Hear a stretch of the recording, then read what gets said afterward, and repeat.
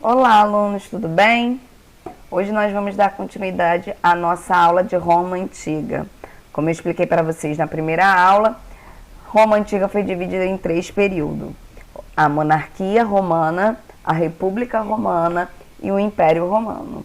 E hoje nós vamos falar da república romana em Roma Antiga, tá? A república romana tem um período da história, foi um período da história da civilização romana que durou 500 anos. Ela vai de 1509 a.C.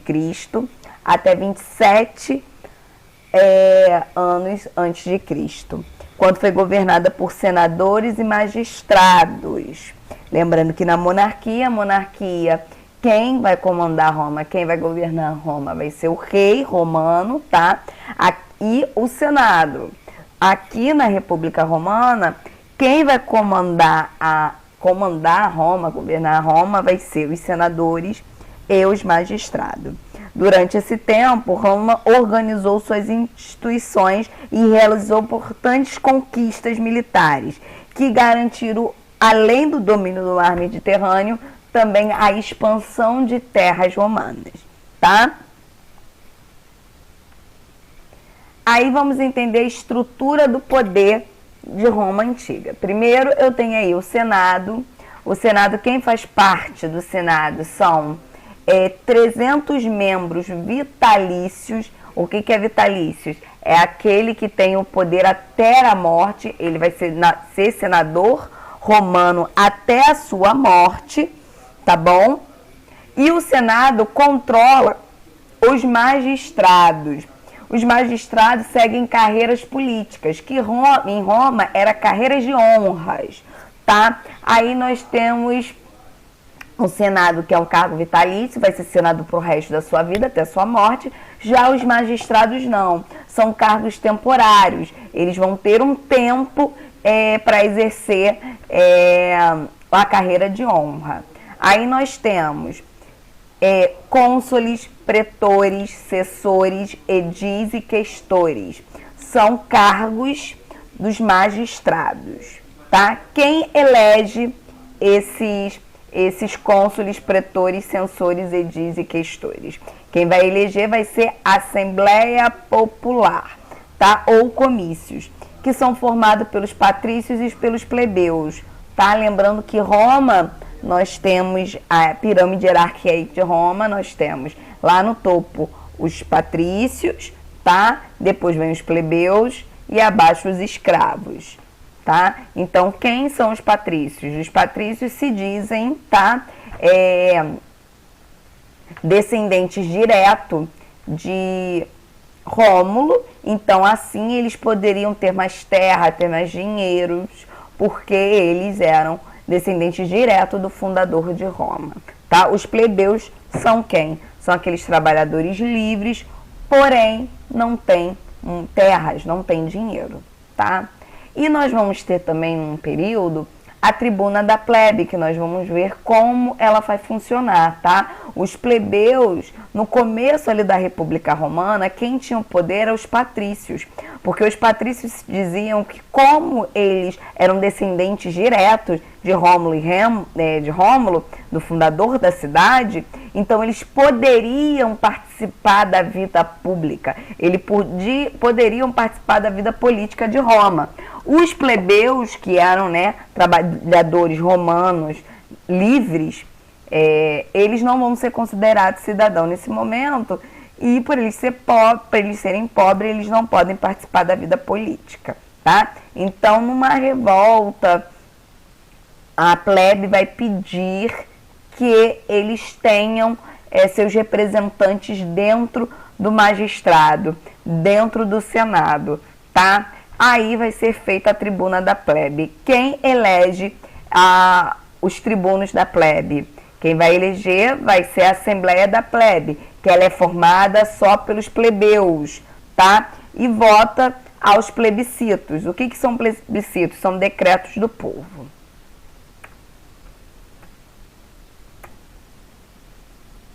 Período republicano, né? O Senado era o órgão máximo da República e funcionava como órgão legislativo. O que isso? Eles vão fazer leis e também vão decidir sobre a guerra e sobre a paz e o orçamento público romano.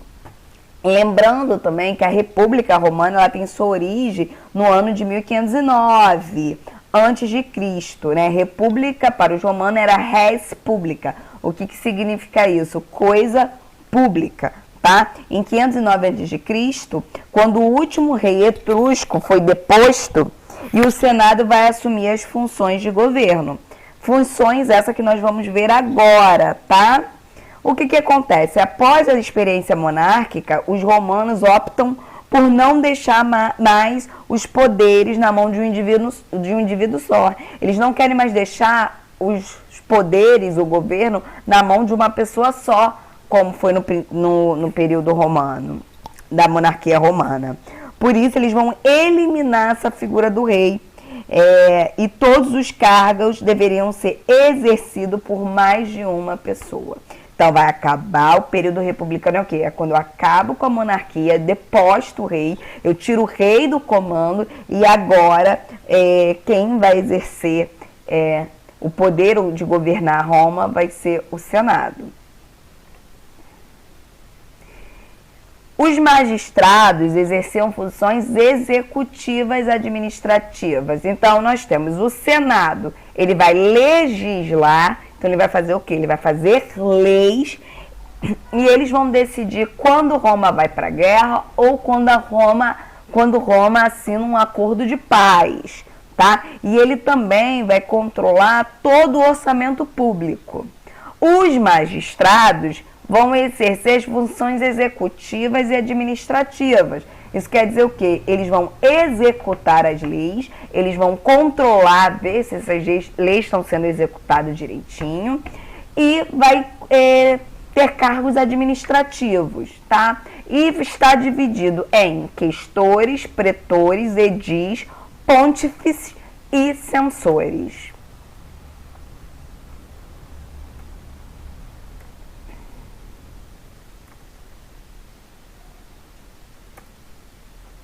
Aí vamos dar uma olhadinha aí que cada magistrado, qual a função de cada magistrado. Questores, o que os questores faziam? Eles coletavam impostos e administravam o tesouro público. Isso quer dizer o quê? Eles vão coletar os impostos das cidades e vão administrar ali o dinheiro, né, da cidade, o dinheiro público, o dinheiro do Estado, tá? Os pretores. Quem são esses pretores? São juízes de questões familiares e sociais. Então, eles são juízes que vão manter a ordem ali em Roma, tá? Eles também vão exercer funções no exército. Então, os pretores vão ser juízes e também vão ter funções dentro do exército romano. Nós temos os edis. Quem são os edis? Os edis são os administradores dos centros urbanos. Limpeza, festa, na limpeza das festas da cidade, do centro urbano. É como eles fossem os prefeitos dessa cidade, tá? Os edis é como eles fossem os prefeitos da cidade.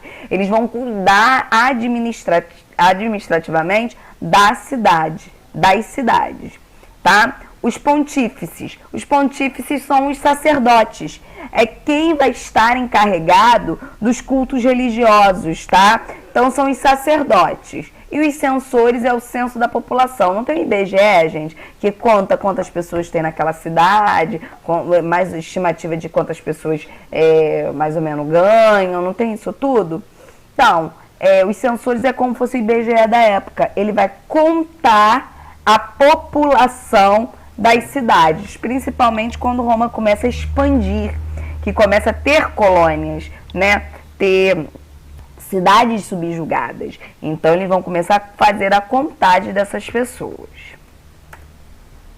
A expansão romana na República. O período republicano romano, ele também é conhecido, tá, pela expansão romana. Foi nesse período que Roma subjugou várias outras cidades. Foi uma expansão militar, uma vez que esses conflitos internos entre patrício e plebeu foi se tranquilizando, quando os patrícios e os plebeus começaram a tranquilizar, né, as suas diferenças, os romanos passaram a conquistar outras regiões na Península Itálica até dominá-la totalmente. Em seguida, eles também vão invadir a Grécia, aonde eles vão trazer da Grécia um pouco da religião, que se vai misturar na religião romana, tá? A filosofia e alguns costumes. Partindo então para a guerra do outro lado do Mediterrâneo, contra a cidade de Cartago, num conflito que durou cerca de 120 anos e acabou com a vitória romana. Aí vamos dar uma olhadinha aí nessas guerras, nessas principais guerras da expansão romana. Aí nós temos as guerras púnicas. As guerras púnicas são as guerras entre o século 3 e 2 a.C., que vão ser as guerras entre Roma e a cidade de Cartago, tá? Que é do outro lado do Mediterrâneo, que era uma cidade também militar, muito poderosa, que tinha várias colônias também.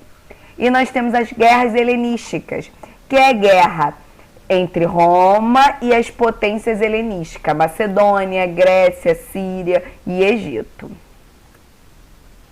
As terras conquistadas pertenciam ao Estado. Isso quer dizer o quê? Todas as terras aonde a expansão romana tinha vitória, conseguiam êxito, aquelas terras vão pertencer, a partir daquele momento, do Estado romano, que transformava essas terras em terras públicas, ager publicus, para distribuí-la depois entre os cidadãos. A expansão romana intensificou ainda mais o trabalho escravo, devido ao grande aumento de prisioneiros de guerra. Isso quer dizer o quê?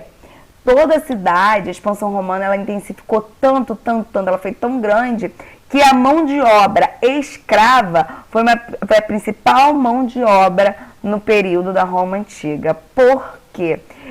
Quando eles subjugavam uma cidade, quando eles conquistavam uma cidade, automaticamente, algumas das pessoas daquela cidade viravam escravos de Roma. Então, o aumento dos prisioneiros de guerra vai ser muito grande devido à expansão romana, tá? Os plebeus estavam cada dia mais insatisfeitos e predispostos a revoltas. Tibério e Caio Graco tentaram sem sucesso reverter a situação dos plebeus na Roma Antiga. Para conter a queixa dos cidadãos pobres, o governo romano passou a distribuir trigo e oferecer espetáculos gratuitos, que é a política do pão e circo.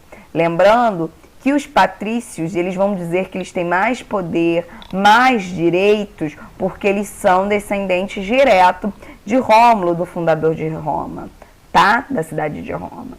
E os plebeus, que são cidadãos romanos pobres, eles vão ficar ali de lado. Por serem pobres, eles não podem participar da política. Eles vão começar a ter conflitos sociais, tá? Várias revoltas. E o que a cidade, o Estado de Roma vai propor? Vamos instituir a política do pão e circo. O que é o pão e circo? Distribuir trigo para todos os cidadãos pobres da Roma Antiga e espetáculos gratuitos para que eles possam se divertir. Então, nós vamos dar o trigo para acabar a fome e entretê-los com o circo. O que é o circo? Eram os espetáculos de confrontos de guerreiros contra guerreiros, animais contra guerreiros, escravo contra animais, né? Era esse tipo de espetáculo.